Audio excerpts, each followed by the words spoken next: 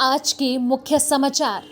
रायगढ़ जिले में समुद्री तट पर संदिग्ध बोट मिलने से पर्यटकों के लिए गेट ऑफ इंडिया बंद किया। कांग्रेस नेता मिलिंद देवड़ा ने सड़कों की रखरखाव पर बीएमसी की सीबीआई जांच की मांग। नेहरू युग ने राजनेताओं सम्मान, आज के दौर में राजनीतिक मतभेद व्यक्तिगत दुश्मनी में तब्दील। गणेश उत्सव के दौरान पुलिस का सर्च ऑपरेशन, 5 पिस्तौल, 3 मैगजीन और 11 कारतूस बरामद। मुंबई, गेटवे ऑफ इंडिया को आम पर्यटकों के लिए बंद कर दिया गया है। मुंबई से सटे रायगढ़ जिले के श्रीवर्धन तालुका के हरिहरेश्वर समुद्री तट पर 6 दिनों पहले एक संदिग्ध बोट मिली थी।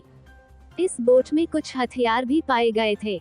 इसी को ध्यान में रखते हुए सुरक्षात्मक उपायों के तहत मुंबई में स्थित गेटवे ऑफ इंडिया में अगले कुछ दिनों के लिए पर्यटकों की एंट्री बंद कर दी गई है। जब तक इस संबंध में अगली सूचना नहीं आती, तब तक यहां पर्यटकों की एंट्री बंद रहेगी। मुंबई से 300 किलोमीटर की दूरी पर स्थित रायगढ़ जिले के हरिहरेश्वर समुद्री किनारे पर आज से 6 दिनों पहले माई लेडी हान नाम की एक संदिग्ध नाव मिली थी। इस बोट की तलाशी ली गई तो इसमें 3 AK-47 राइफल और कई कारतूस बरामद पाए गए थे। इसके बाद अब मुंबई के सबसे मशहूर टूरिस्ट प्लेसेस में से एक गेटवे ऑफ इंडिया को बंद करने का फैसला किया गया है। यहां से बोट पर जाने के लिए जिनके पास टिकट या पास है, सिर्फ उन्हीं को जाने दिया जा रहा है। यह स्थान 26/11 के आतंकी हमले का गवाह रहा है। हरिहरेश्वर के समुद्री किनारे पर मिली संदिग्ध बोट के मामले में महाराष्ट्र एटीएस ने आर्म्स एक्ट के तहत अज्ञात लोगों के खिलाफ केस दर्ज किया है। महाराष्ट्र एटीएस इस मामले में बोट से संबंधित कंपनी से बातचीत कर सच्चाई जानने की कोशिश कर रही है। एटीएस ने अब तक ना तो किसी आतंकी वारदात होने की आशंकाओं को स्वीकार किया है और ना ही इनकार। इसलिए सावधानियों के तहत गेटवे ऑफ इंडिया को पर्यटकों के लिए बंद कर दिया गया है। मुंबई, महाराष्ट्र में हाल ही में अभी सियासी बवाल खत्म हुआ है।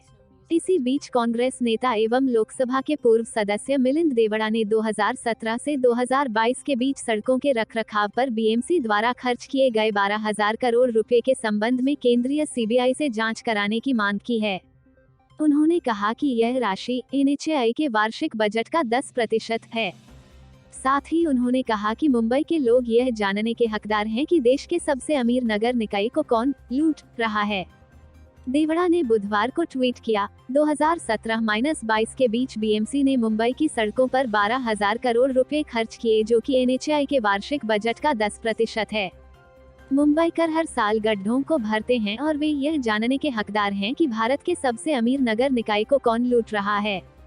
सीबीआई जांच की मांग करते हुए देवड़ा ने कहा कि सड़कें तो महज एक उदाहरण हैं।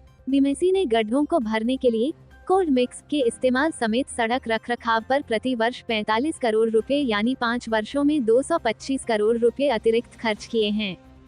कांग्रेस नेता ने कहा कि बीएमसी ने वित्त वर्ष 2017-18 में 2,300 करोड़ रुपए, 2018-19 में 2,250 करोड़ रुपए, 2019-20 में 2,560 करोड़ रुपए, 2020-21 में 2,200 करोड़ रुपए और 2021-22 में 2,350 करोड़ रुपए खर्च किए। बीएमसी में कांग्रेस दल के नेता रहे रवि राजा ने भी देवड़ा का समर्थन किया। राजा का कार्यकाल हाल में खत्म हुआ था। राजा ने ट्वीट किया, मैं मानता हूं कि बीएमसी ने मुंबई की सड़कों पर 12,000 करोड़ रुपए खर्च किए हैं और हम हर दिन नतीजे देखते हैं। बीएमसी द्वारा इस्तेमाल की जाने वाली कोल्ड मिक्स पद्धति ने हमेशा खराब परिणाम दिया है, लेकिन प्रशासन का अब भी इस पर जोर है। इससे संदेह पैदा होता है और जांच होनी चाहिए। इस बारे में पूछे जाने पर कांग्रेस की महाराष्ट्र इकाई के प्रमुख नाना पटोले ने कहा कि जब से शिवसेना और भारतीय जनता पार्टी भाजपा ने नगर निकाय पर शासन करना शुरू किया, तब से मुंबई में जलभराव की समस्या है। पटोले ने दावा किया कि जब महापौर कांग्रेस से थे तो मुंबई को कभी जलभराव का सामना नहीं करना पड़ा। कांग्रेस का यह हमला ऐसे वक्त हुआ है जब उप मुख्यमंत्री देवेंद्र फडणवीस ने बुधवार को विधानसभा को अवगत कराया कि बीएमसी के कामकाज के संबंध में नियंत्रक एवं महालेखा परीक्षक कैग द्वारा एक विशेष ऑडिट किया जाएगा। मुंबई में जल्द ही नगर निगम चुनाव होने की संभावना है। मुंबई, महाराष्ट्र की राजनीति में हमेशा सौहार्द और सद्भावना का पुट रहा। राजनीतिक मतभेद व्यक्तिगत दुश्मनी में तब्दील होने लगे। नेहरू युग के पहले 2 दशक तक राजनेताओं का बड़ा सम्मान था। महाराष्ट्र विधान भवन परिसर में बुधवार को जनप्रतिनिधियों ने जो नजारा पेश किया वह शर्मनाक तथा बेहद निंदनीय है। जनप्रतिनिधियों के आचरण को किसी जमाने में आदर्श समझा जाता था, मगर सार्वजनिक जीवन तथा राजनीति में नैतिक मूल्यों के पतन को देखते हुए अब ऐसी बात नहीं रही। राजनीति का मकसद सत्ता हासिल करना होता है, लेकिन इसके लिए जनसेवा की साधना करती पड़ती है। मूल्यों, विचारों तथा सिद्धांतों पर अडिग रहना पड़ता है। नेहरू युग के पहले 2 दशक तक राजनेताओं का बड़ा सम्मान था। नेताजी एक सम्मानजनक शब्द हुआ करता था, क्योंकि उस दौर के राजनेता तथा जनप्रतिनिधि एक निश्चित विचारधारा तथा मूल्यों के प्रति समर्पित रहते थे और सत्ता का लालच उन्हें भ्रष्ट नहीं बना सकता था। 70 के दशक में गैर कांग्रेसवाद के दौर ने राजनीतिक अस्थिरता को जन्म देने के साथ साथ नैतिक मूल्यों पर भी प्रहार करना शुरू कर दिया। राजनेता आसानी से भ्रष्टाचार के दलदल में फंसते चले गए। विधानसभा तथा संसद के बाहर और भीतर जनप्रतिनिधियों के आचरण अशोभनीय होने लगे। इस सिलसिले को रोकने का प्रयास किसी भी राजनीतिक दल ने नहीं किया। राजनीतिक मतभेद व्यक्तिगत दुश्मनी में तब्दील होने लगे। एक दूसरे की पार्टी को नीचा दिखाने के लिए सदन के भीतर तथा बाहर असंसदीय भाषा तक का प्रयोग जनप्रतिनिधि करने लगे। महाराष्ट्र विधान भवन परिसर में बुधवार का नजारा राजनीति के गिरते स्तर को प्रतिबिंबित करता है। यह सभी जानते हैं कि सत्ता आती जाती रहती है, लेकिन राजनीति के मूल लक्ष्य जनता तथा राष्ट्र की सेवा के लक्ष्य से कभी नहीं हटने चाहिए। मगर आज सिर्फ सत्ता के लिए राजनीति होती है और एक दूसरे को नीचा दिखाने की प्रवृत्ति बढ़ने लगी है। शिवसेना 2 फाड़ हो चुकी है। एक गुट का नेतृत्व मुख्यमंत्री एकनाथ शिंदे कर रहे हैं। उन्होंने शिवसेना तोड़कर भाजपा से हाथ मिला लिया और महाराष्ट्र में उद्धव ठाकरे के नेतृत्व वाली महाविकास आघाड़ी की सरकार का तख्ता पलट दिया।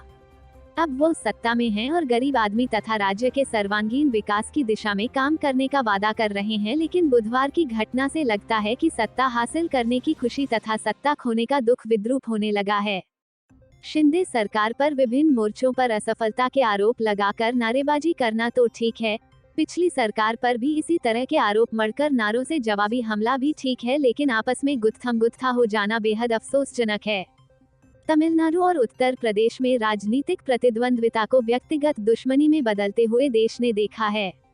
उत्तर प्रदेश में गेस्ट हाउस में बसपा प्रमुख मायावती पर जानलेवा हमला और तमिलनाडु विधानसभा में अन्नाद्रमुक की सर्वैसवा जयललिता का चीरहरण भारतीय लोकतंत्र के इतिहास के काले अध्यायों में शुमार हो गए हैं, लेकिन इन दोनों ही राज्यों में राजनेताओं ने पिछली कटुता भुला दी है। अब अन्नाद्रमुक तथा द्रमुक के नेताओं में सामाजिक तथा व्यक्तिगत संबंध मधुर होने लगे हैं। उत्तर प्रदेश में मायावती ने भी गिले शिकवे भूलकर समाजवादी पार्टी के साथ मिलकर चुनाव लड़ा। महाराष्ट्र की राजनीति की हमेशा यह विशेषता रही है कि राजनीतिक विरोध राजनेताओं के व्यक्तिगत संबंधों को बिगाड़ नहीं सका। महाराष्ट्र की राजनीति में हमेशा सौहार्द और सद्भावना का पुट रहा। दुर्भाग्य से लगता है अब तस्वीर बदलने जा रही है। विधान भवन में जो कुछ हुआ, उसमें संलिप्त नेताओं को अपने आचरण पर मंथन कर यह सोचना चाहिए कि क्या वह लोकतंत्र के प्राणी कहलाने की कसौटी पर खरे उतरते हैं। उन्हें गणेश उत्सव के मद्देनजर पुलिस द्वारा शुरू किए गए सर्च ऑपरेशन के दौरान पुलिस रिकॉर्ड में दर्ज अपराधी से क्राइम ब्रांच यूनिट 2 ने हथियार जब्त किए हैं। आरोपियों से पुलिस ने 5 पिस्तौल, 3 खाली मैगजीन और 11 जिंदा कारतूस बरामद किए हैं। वो हथियार बिक्री मामले का मुख्य सरगना है। उसे श्रीरामपुर से गिरफ्तार किया गया है। मुख्य आरोपी मुजम्मिल हरून बागवान वार्ड क्रमांक 2, श्रीरामपुर जी अहमदनगर और आकाश प्रकाश जाधव 23, भिलारेवाड़ी, कात्रज को गिरफ्तार किए गए हैं। इस मामले में स्वारगे पुलिस स्टेशन में केस दर्ज किया गया है। यह कार्रवाई सहायक पुलिस आयुक्त गजानन टोम्पे के मार्गदर्शन में सीनियर पुलिस इंस्पेक्टर क्रांति कुमार पाटिल व उनकी टीम ने की। गणेश उत्सव के मद्देनजर स्थानीय पुलिस और क्राइम ब्रांच की तरफ से गश्त और पेट्रोलिंग पर जोर दिया जा रहा है।